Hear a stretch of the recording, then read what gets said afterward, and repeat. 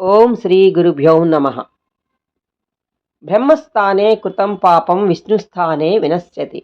విష్ణుస్థానే కృతం పాపం శివస్థానే వినశ్యతి. శివస్థానే కృతం పాపం గురుస్థానే వినశ్యతి. గురుస్థానే కృతం పాపం నాసిస్థానే వినశ్యతి. దీని భావం ఏంటంటే, బ్రహ్మ దగ్గర చేసిన తప్పులు విష్ణువు వద్ద, విష్ణువు వద్ద చేసిన పాపం శివుని ఆశ్రయంతో, శివుని వద్ద చేసిన పాపం జ్ఞానబోధకులైన గురువు ద్వారా నివారణ అవుతాయి. కానీ గురువు వద్ద తప్పు చేసినా, ఆయనకు ద్రోహం తలపెట్టినా అందుకు ఎక్కడా పరిహారం లేదని ఈ శ్లోకం యొక్క భావం. అర్థమైంది కదా గురువు ఎంత గొప్పవారో. మరి గురువుని మించిన దైవం లేదన్నది ఇందులోని పరమార్థం. అర్థమైంది కదా. మరి గురువు ఎంత గొప్పవాడో తెలిసిందా.